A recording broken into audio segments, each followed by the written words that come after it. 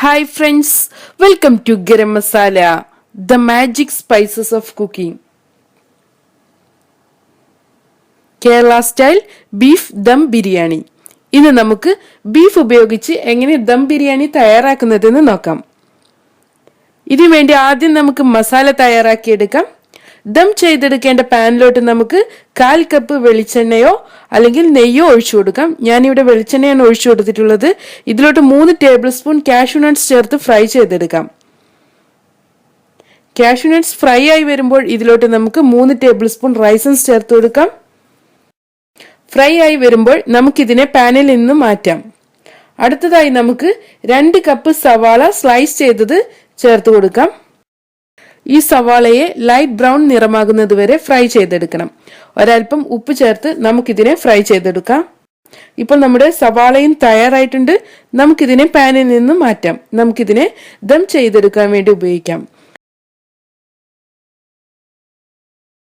ഇനി നമുക്ക് മസാല തയ്യാറാക്കാം. ഇതിനു വേണ്ടി 1/4 കപ്പ് ക്രഷ് ചെയ്ത ഇഞ്ചി, വെളുത്തുള്ളി, പച്ചമുളക് ഇവ ബാക്കിയുള്ള എണ്ണയിലോട്ട് ചേർത്ത് നന്നായി ഒന്ന് വഴറ്റിയെടുക്കണം.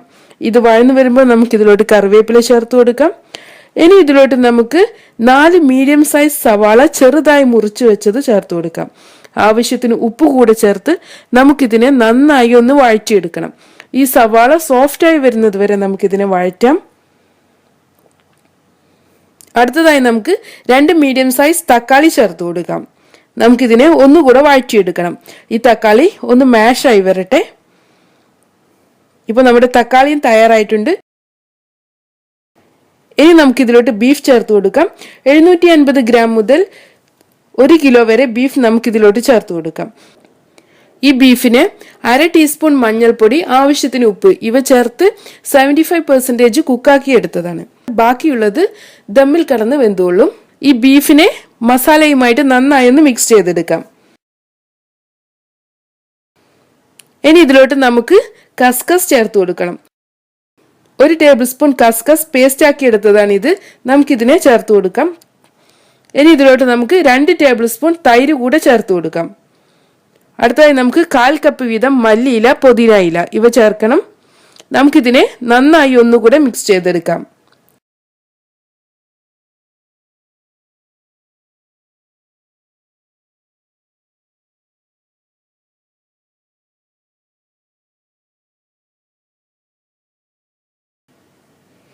ഇനി ഇതിലോട്ട് നമുക്ക് 1/2 ടീസ്പൂൺ മഞ്ഞൾപ്പൊടി, 2 ടീസ്പൂൺ മുളക് പൊടി, 4 ടീസ്പൂൺ മല്ലിപ്പൊടി, 1 ടീസ്പൂൺ ഗരം മസാല ഇവ ചേർത്ത് കൊടുക്കണം.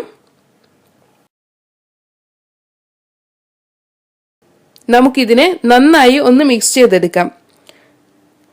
ഇങ്ങനെ മിക്സ് ചെയ്ത് വെച്ചിട്ടുള്ള ഈ മസാലയെ നമുക്ക് അടച്ചു വെച്ച് മീഡിയം ഫ്ലെയിമിൽ 5 മിനിറ്റ് വേവിച്ചെടുക്കണം.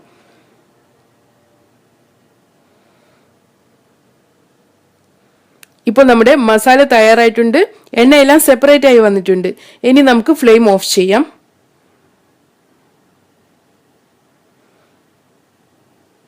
അടുത്തതായി നമുക്ക് റൈസ് തയ്യാറാക്കാം. ഇതിനു വേണ്ടി നമുക്ക് ഒരു വലിയ പാനിൽ വെള്ളം തിളപ്പിച്ചെടുക്കണം. ഇതിലോട്ട് നമുക്ക് 3 ടേബിൾ സ്പൂൺ സ്ലൈസ് ചെയ്ത് വെച്ചിട്ടുള്ള ക്യാരറ്റ് ചേർക്കാം. ഇനി ഇതിലോട്ട് നമുക്ക് 5 ഏലക്ക, 1 ഇഞ്ച് നീളമുള്ള പട്ട, 5 ഗ്രാമ്പു, 1 ടീസ്പൂൺ സഹജീരകം, 2 ബേ ലീവ്സ് ഇവ ചേർത്ത് കൊടുക്കാം.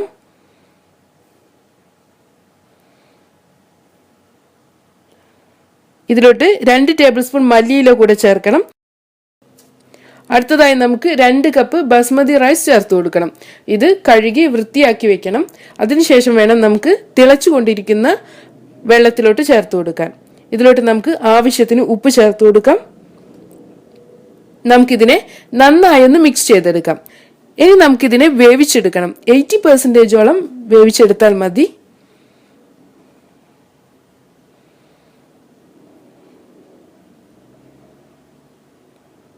ഇപ്പോൾ നമ്മുടെ റൈസ് കുക്കായിട്ടുണ്ട്. ഇനി നമുക്കിതിനെ ഫിൽട്ടർ ചെയ്തെടുക്കാം.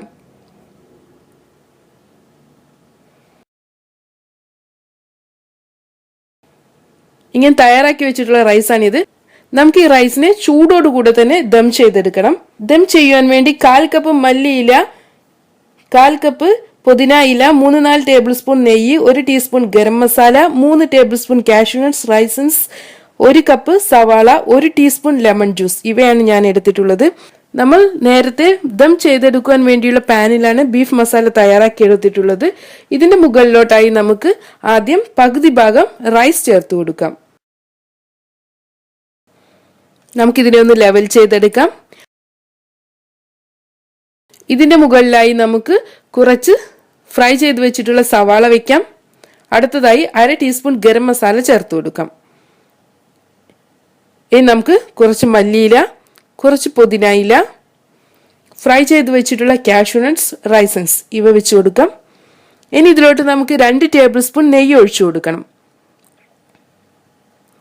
ഇതിന് മുകളിലായി നമുക്ക് ബാക്കിയുള്ള റൈസ് കൂടെ വെക്കാം. ഇതിനെ നന്നായി ഒന്ന് ലെവൽ ചെയ്തതിന് ശേഷം നമുക്ക് കാഷ്യൂനട്ട്സ്, റൈസൻസ്, സവാള, മല്ലിയില, പുതിന ഇല, ഗരം മസാല, നെയ്യ് ഇവയെല്ലാം ഒഴിച്ചു കൊടുക്കാം. ഈ റൈസിന്റെ മുകളിലായി ആവശ്യമെങ്കിൽ ഒരൽപ്പം സാഫ്രോൺ പാലിൽ കലക്കിയതിന് ശേഷം ഒഴിച്ചു കൊടുക്കാം.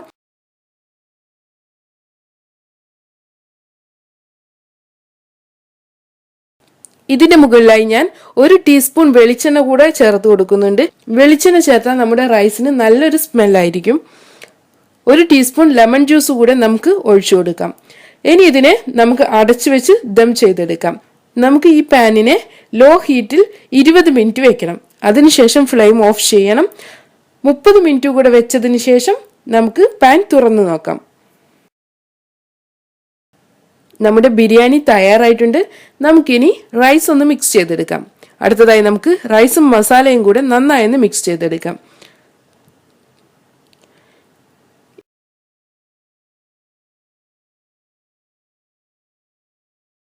ഇനി നമുക്കിതിനെ ഒരു പ്ലേറ്റിലോട്ട് മാറ്റാം.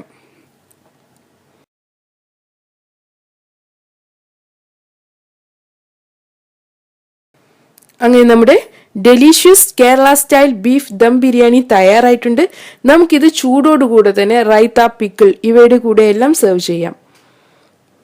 Thank you.